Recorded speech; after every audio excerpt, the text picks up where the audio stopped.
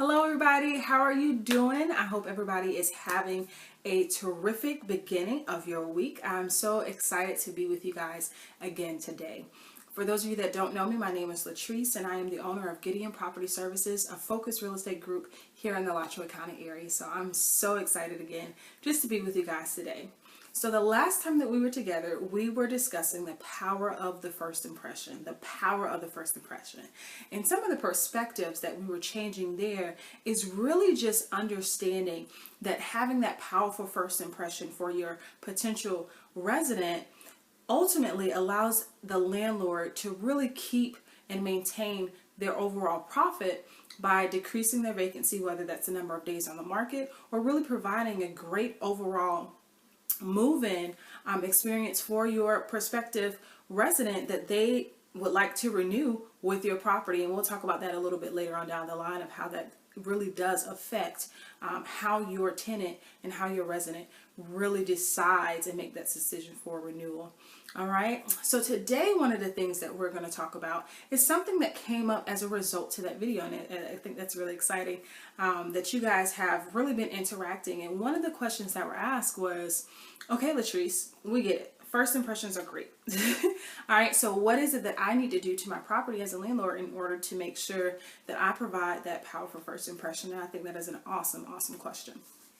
So to start that off, I would have to say that it is on a case-by-case basis, right? That it is unique to each property. And for some landlords, it's a little frustrating to hear that because it seems like it always goes back to using that professional, to making sure that you use somebody within the industry in order to make that final decision and to really help guide you along that path. However, that is the truth, right? When it comes to items that are necessary to be done to your property prior to putting it on the market, there are a lot of different factors that entails, right? So sometimes it's very dependent on the local market, right? As far as what you should do, if it's very renter heavy, if it's very buyer heavy, that sort of thing. If you know, any items that you may want to do to your property that's going to increase it when it comes to the sale of your property. You also have things to consider as far as, are you a long-term landlord? Is that something where you got to be a landlord because that's something where you wanted a lot of investment properties and you're looking to expand your portfolios? Or is it something where you're really just trying to wait for the sales market to really reach its peak for your particular subdivision in your particular area in order to sell your property? Those are, you know, completely different things, and it does factor into the different recommendations that we would provide for you.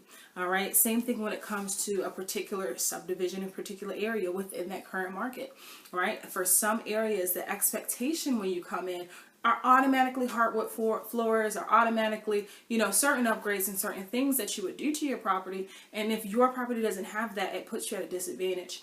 For other areas and other neighborhoods and other subdivisions, that may not be the case. So we look at all of those different factors for you in order to come up with a unique plan for your property. Now, aside from that, there are some few key things that are very necessary for anybody across the board, and really the basic expectation of a potential resident when they are walking onto your property. Okay, so we're going to go over those items here today. The first thing I would say is definitely your curb appeal. Right? You hear that mentioned a lot. You'll definitely hear that mentioned on the sales side of things. The same thing goes when you're renting your property. Your curb appeal is very important. That is the first aspect that people see. Generally, your potential resident, before they even call up a professional, before they call up a real estate agent, in order to show them that property, they're going to drive by. They're going to drive by and they're going to want to see if that's someplace that they want to live. So during that drive-by impression, right, you want to make sure that that's a great one.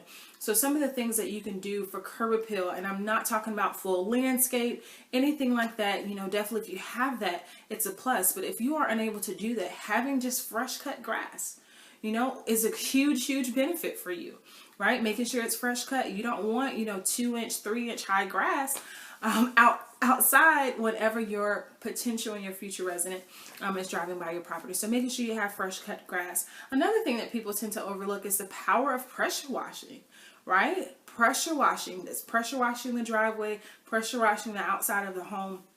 making sure you keep that on a regular schedule, it can make a huge difference with just the way that your property looks overall and how inviting that looks, right? So keep those two main things in mind. You want fresh cut grass. You definitely want pressure washing is the thing that people tend to overlook, and it makes a huge difference. That's very inexpensive for you to do.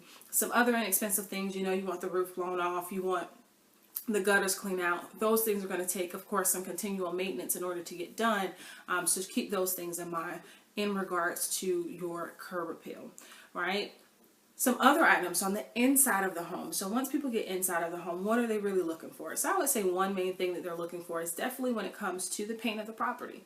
So painting, it can be a little bit more expensive, but in order to keep that cost down, I would say painting is a huge, huge thing that people are definitely looking for more now than before, right? So you want fresh paint in the property. If you can't afford to do a full paint, I would definitely recommend at least painting the baseboards and giving that property fresh look and a fresh pop. It definitely makes a huge, huge difference for you.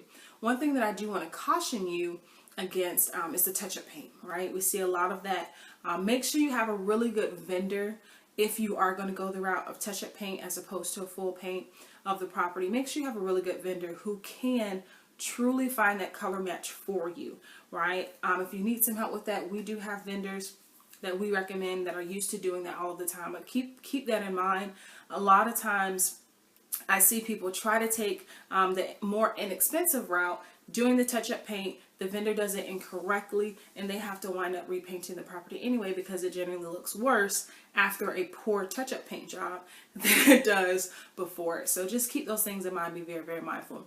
The other thing I'll mention, just so this video is not too long, but the other thing I will mention for you that people tend to just overlook, you want to make sure your appliances are working, right? Just because they look pretty and they're cleaned does not mean that your future resident won't test them, right? So make sure your appliances are working. Make sure there's no parts falling off. I've seen that in some properties that we've gone in. You want to make sure those things are operational and that they're functional to the property. A lot of people will choose a property based on its appliances, and I know that it seems funny, but when it comes to families, that becomes a little more important. So make sure your appliances are operational.